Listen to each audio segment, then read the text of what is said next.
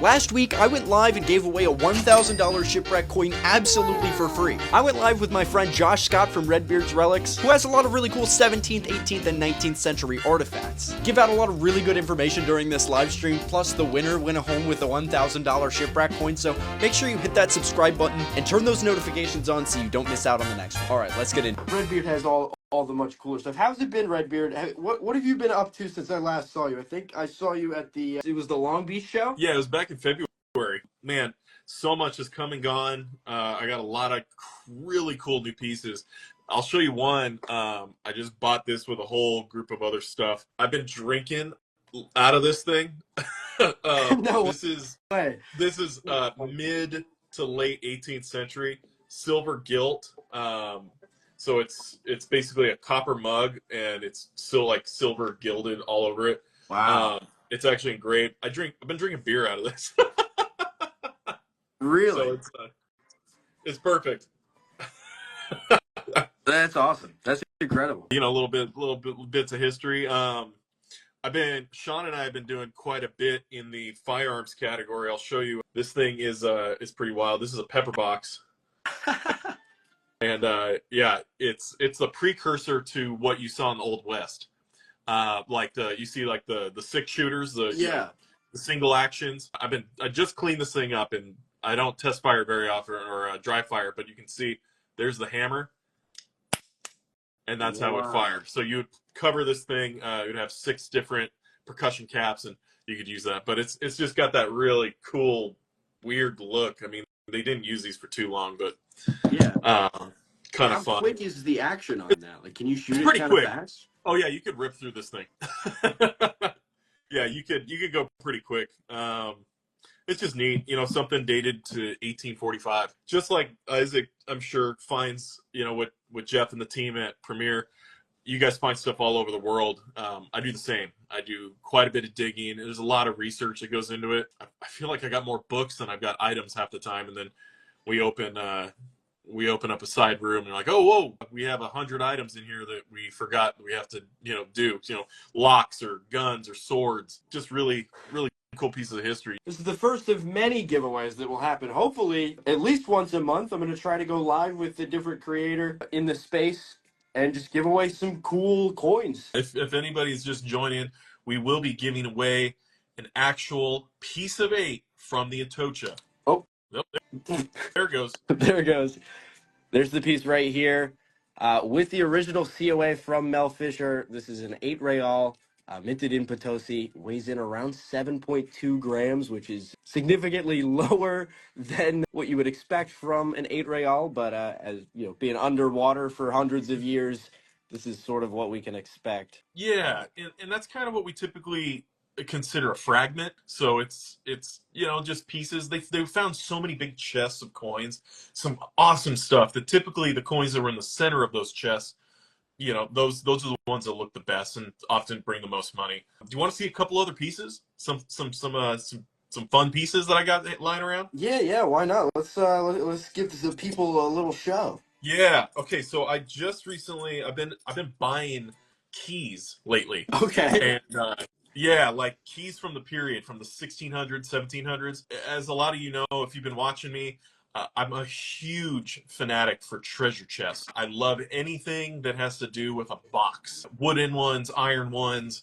anything like that. So I try and buy keys whenever I can, because a lot of times on auctions, I find that these treasure chests, they're locked. And how are you ever going to get into it? Right. If you don't have a key. Yeah. And truly, I won't name names, but I have actually 3 different people I've met who accidentally locked their key in the box. And so how do you fix that? You really either cut a hole in the bottom and shake it out, or you have to go and find a key that's going to fit. So I buy as many keys as I possibly can. There's keys all over the world, but you got to know which ones are the right ones. So I've got some right here that these ones are German. I don't know about you, but little things like this are so neat to me. This one is restored.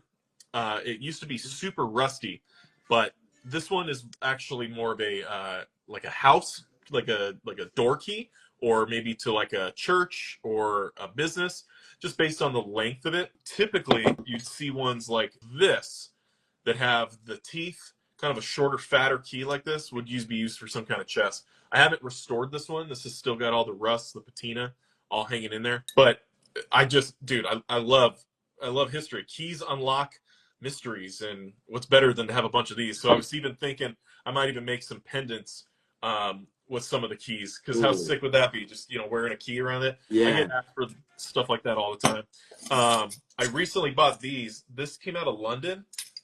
This is actually a original key ring for someone's shop keys, and there's 4 of them here. Wow. And so it would have been for, you know, for the door of the place as well as the chest, because these type of keys, these thick ones, these are actually used for safes. And you'd see these videos if you ever look at, there's an awesome page called MS Row. They have some of the best videos on these safes. And what these do is you have to do so many different, you know, mechanisms, and there's secrets to actually get in there. So like you have to push a pin through this little spot, pop open the keyhole. And these one actually have the company that it was Hobbs and Co. In London. And so just really neat keys that have survived all this time. These are from the 1700s. And then I got a couple more over here. This one hasn't been restored yet, but a friend of Sean's actually found this in New England. Super neat. And one of them that we just finished restoring is this awesome silver mounted dagger. And it looks like it's new because we restored a ton of this. It took forever, but the leather is still mostly intact. Wow. The handle is made out of horn. Whether I think it's horn, it might have been like a cow or goat or something. I have no idea. But all this metal is actually silver. We tested it. It's silver mounted here, and I worked with Sean to restore this blade. We sharpened it up. We cleaned all the rust off of it. It looks like it was made yesterday, but this thing is almost 300 years old. Wow. Yeah, that's awesome. It kind of falls in that category of German hunting knife or dagger, and so it's just cool. I mean, and it's even still got the loop here, so you could attach it to your belt. When we're restoring metal, you have to be very careful. I don't use harsh chemicals ever, but there's specific methods for cleaning and conserving silver, like precious metals, versus doing iron and steel. I'll use a very soft steel wool on steel or iron just to remove rust. If there's a lot of good patina there, then, you know, I'll leave it for the most part. This thing was like completely black because it had been so tarnished from the silver just being around. And I wanted to make it all look uniform. After we cleaned up the blade, it needed quite a bit of love. So that's kind of what we do. Sometimes you use a polish wheel just to clean it up. I've got to do a lot of hunting, and I find actually damaged pieces that are so damaged that I can't do anything else with it but take the screws and, you know, like the cock or the frizzen, and take those pieces. And I know everybody thinks it's a hammer, what? But this is actually a cock. It's not a hammer. This is a hammer. So you learn all these fun different things. I'll show you another piece. We just got this bad boy. This is a really cool dueling set. Look at that. Wow. I mean, I call it a dueling set. It's more of a personal. I'm going to pull them out. So this is a kind of what you would consider, or I consider, the Blackbeard special. Blackbeard was known to carry many of these, 10 to 12 of these pistols on him, because you needed to have as many shots as you could possibly get off. Yeah. And this is technically where you get that term hand cannon. Look at that barrel. It looks like a cannon. You have these little pistols, and in a fight, yeah, you would think you would want something like this, you know, a huge 22-inch long, you know, pistol. And right. Yeah, that's great, but you got one shot. And if you're not fast at reloading, that's going to take you 30 seconds or more to get that next shot off. You could be done by that point. I'd rather come up to the fight with 10 of these things in a holster all the way down. Yeah. Pull them out, go, go, go, go, go. So having a matching set made by Halen of London, these are awesome to have these. Just all original. And the box set, which I'm going to be showing a whole thing about this, it's complete. You know, I'll show you one of these. You don't get to see something like this every day. This, it's not a vape. It does look like a vape. Is that right? a powder It kind keg? of does. What this is, it's wrapped in leather, red leather. It actually has both your powder. I can slide open the piece here to keep extra ball shot. And then the bottom unscrews. And inside, I can hold an extra flint. Wow. Imagine this thing was put together and assembled 300 years ago, just about. A little less, like that 250, 300 years ago. And it still looks like new. Stuff like this, we only do light restoration. You can put a little bit of brass polish just to touch up on the tops, but you see, I left the rest of it fully original. On top of that, you get stuff like, if you've ever seen, this looks like an empty shell casing at the end of a stick, but this is a powder measure. So you pour the right amount of powder, and you can see on the side, it tells you about how much you need. You pour that amount of powder, and then you pour that right down the barrel with your patch and your ball. Yeah, so much what history. What exactly would this be used for? Like, we say it's a dueling kit. I can't imagine very many situations in my modern life where I would need a specific locking box. Like, maybe am I going on a train ride to go fight somebody, or? Yeah, well, and that's the funny thing. So yes, it's an all original case set is what we typically just call it. There are dueling sets that look a little different. They're bigger, but I just like to call it that too because you have two of them. You know, you're in a quarrel. That was a legal way of settling the dispute. So if you and I had a disagreement about something, we could go out, and a lot of times towns in town hall would have a dueling set that you could use. And you say, all right, I'll see you tomorrow morning out at this field. Our guys, or the local lawyer would take the guns. We'll meet us out there, and we'll take 10 paces and turn around and go. That's kind of one use of these things. You'd want to keep everything all together. But the other thing is, at this time, this is a time where everything was a horse-drawn carriage or horseback or walking yourself. And when you are going about, you want to make sure you have everything you need to go. So in today's world, let's say you have a concealed carry permit and you're using something, you know, you're taking your own personal piece and you can go travel and carry where you need. Well, today's firearms, you fill a magazine, you keep that on you, and maybe put it in a holster or a concealed bag or something. You deal with that. You would need all of these things. You need powder, you need a swatch, and you need ball shot. Well, this comes with everything you need. Also, the tool, which I'll grab out of here to show you as well. This is super cool. This is what you would have used to make new shot. As you see, that is a ball mold. So you would have melted lead and poured it in that hole. And then when you're done and it's cooled, you have a lead shot. Wow. You have the small ball. Did you make that? No, I didn't make that one, but I could if we ever wanted to. That would be a cool video. Yeah, there's actually making my own balls. Yeah, right. I'm sure many have seen the movie The Patriot. They show a real true scene where they were melting lead painted soldier toys and they're making them into shot. You could really do that. So exactly like the movie Patriot. That's exactly how this was done. You don't mind. I've got a bunch of coins here, just raring to be pointed in front of the camera. Yeah. Show us a couple coins you got. So first, there's a little bit of a story that I like to tell through the coins that we have. There's a fun double shipwreck that happened during like the Cobb era. If you don't know, the Cobbs are the early hammer-struck Spanish coins minted under the Spanish Empire from the mid-1500s to the mid-1700s. They're all hammer-struck coins, so they would literally pour a little bit of silver like into a bowl or get a little planchet of silver.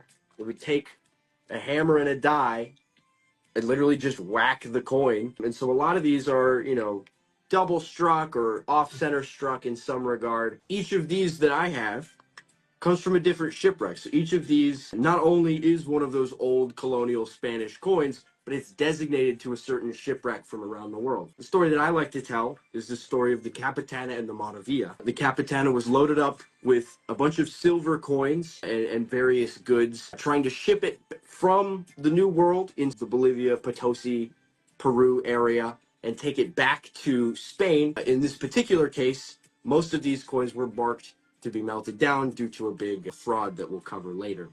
So the Capitana went down, and then obviously, like, oh, they know the ship went down. Oh, crap, we lost all our coins, right? That's a lot of money that's underwater. We need to go get it back. So they sent a convoy of ships to go and get the coins back. One thing leads to another. They get all the coins. They start heading back home, and then the ship, the Maravilla, that was sent to go salvage the coins, also went down.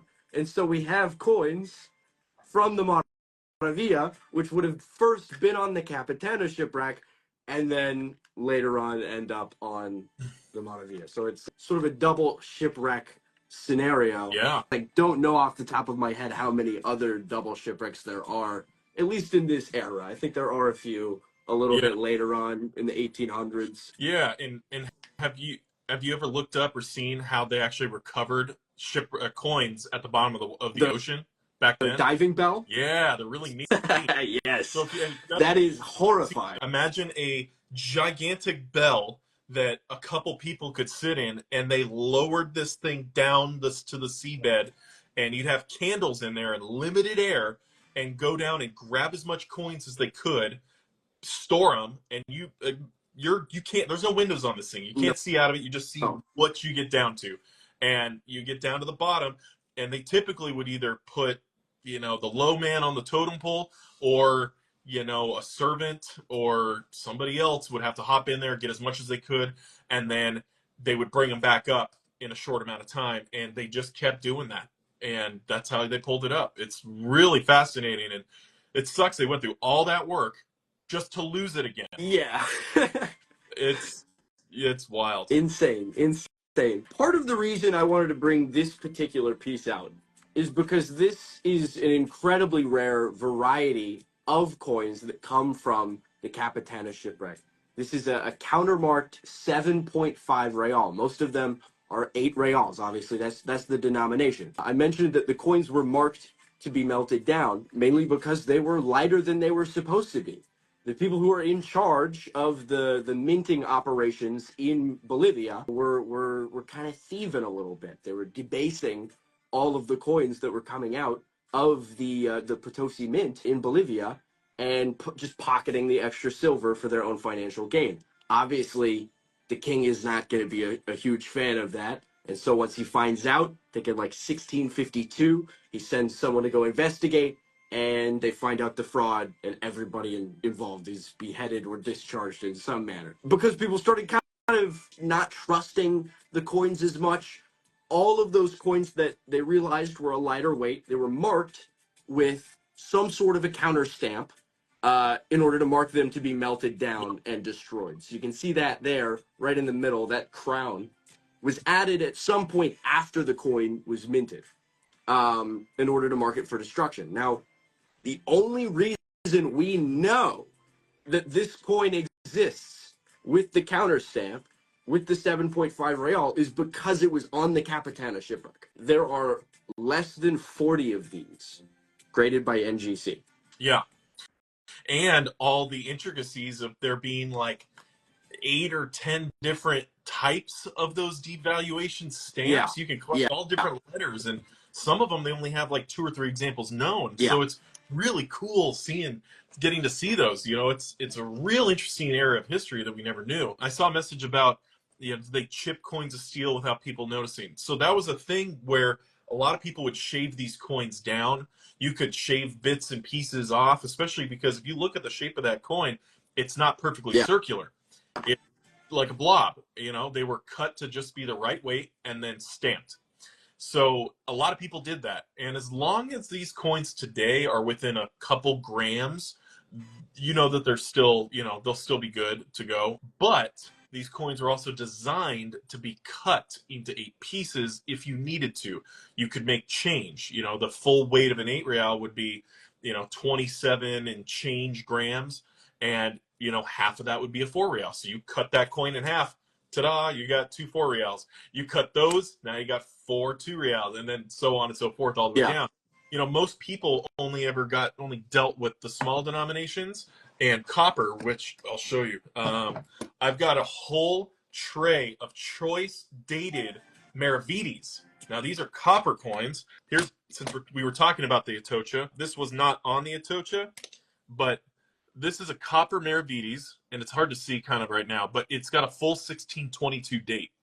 And on one side, it's got a lion within a shield, and on the other, it's got the castle. Just like you see those lions and castles on the silver, this is a copper coin made in Segovia. Just so freaking cool. So neat. And Casey, yes, that is where the name Piece of 8 comes from, because you can chop it up into 8 pieces. Yep, because you could break it into change. And yeah, those Cerro Rico coins, I had a ton of them at one point. I know you guys have some too. I have so many, dude. I have so many. Please, somebody take these from me. Yeah. I'll literally give them to you for like $4.50 a piece. Yeah, they're really awesome coins. They're all in that like 1750s era. 51 and 52, I think. Yeah, what got seen some salvaged. for other dates, but for the most part, they're like 51s, 52s. Really choice coins. For the copper, they don't weigh the same. Like an 8 Maravedís doesn't weigh the same as 8 real silver, so it's a different weight range. I'll have to double check on these ones, but these are a super fun way to start because the Maravedís are super affordable. They're super attainable for the average person who's looking to get into the hobby. You know, before you dive into something like here's another fun wreck, again out of the Bahamas. This is from the Lucayan, and there's a nice example from the early 1600s, minted around the time of the coins we found in the Atocha. And I know I think you got some over there too, but just really cool ones. Yeah, check this out. Yeah, see, that's a great example. They come in all different grades, and all of them are different, and that's kind of where I love to collect these. The reason why I got into collecting this stuff is because every single one of them is different. Every one that Isaac's showing, you won't see 2 that are the same. Yeah, it's incredible. Yeah, I just love it. You know, these coins are awesome. Like, I just had this pendant made. Look at that shape. Granted, this was sea salvaged and part of the coin broke off, but look, it's like this weird, like, funky shape. And this sale, you know, if people are looking for a pendant, you know, $1,500. This is like, you know, wrapped in 14 karat gold. Like, I love this kind of stuff. Yeah. Yeah, and that's another thing. I love wearing the history. You know, for another Lucayan piece, this thing's got a partial 1618-ish date. You know, look at it's massive. And yeah, wow. I'm always representing. I'm always wearing. This is my business card when I'm walking around with this. Yeah, right. Tombstone, Lima 8 Escudo. Dude, I just sent one off to Sedwick's. If you guys ever want to look at the best treasure auction, look at Sedwick's auction.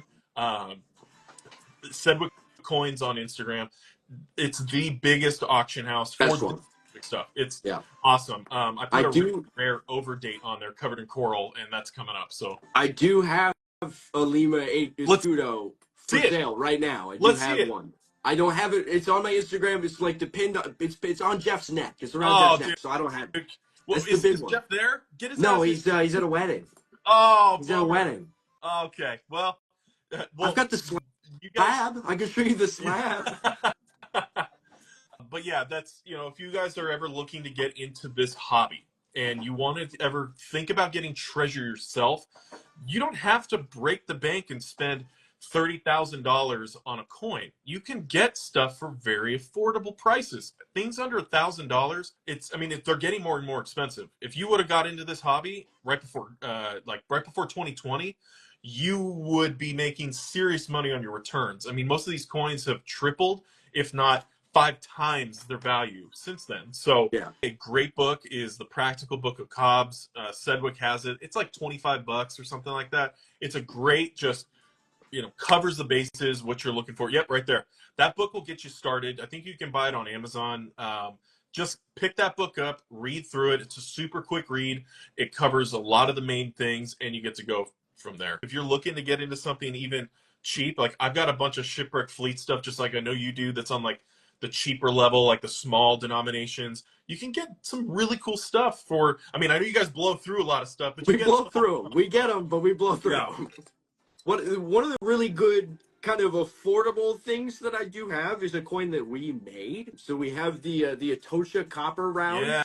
which is basically just an ounce of copper from the Atocha shipwreck. There's 588 copper bars on board the Atocha. They were found, pulled up, and sold at auction. We bought one, had it turned into a little collector piece. That way you can kind of hold a little piece of the Atocha without, dropping 800, 900, $1,100 on it. Yeah. We're doing these at 200 a piece. And I think I gave one to Mel Fisher's grandson at one point. Oh, right on. Yeah. Yeah. The coppers are super cool. I've seen a lot of people who do like just slices of that copper. They look really neat. Yeah. And there's plenty more to come just like this in the future. Of course, if you're just now getting into the hobby, you've been collecting forever, we're just trying to, I guess, sort of like pull all of the old school resources that we have access to and kind of flood them onto the internet in the best way possible. If you're ever looking to get into the hobby, you wanna buy something, like you see us sharing stuff all the time. You can reach out to Isaac directly, message him at Premier Coins. He's gonna have tons of inventory that I might not have, and then vice versa. I get a lot of coins, but I get a lot of the other stuff too. So if you want to just get a little bit of something and everything, talk to both of us. We can find something. If we don't have it, I know we both can find it. So the amazing team of Premier Coins gets some of the best that is out there. They are the biggest name that's buying at all these auctions. So if you miss it, they're getting it. So either come to them if you're looking for something really unique. Both of us are going to have it. So check it out.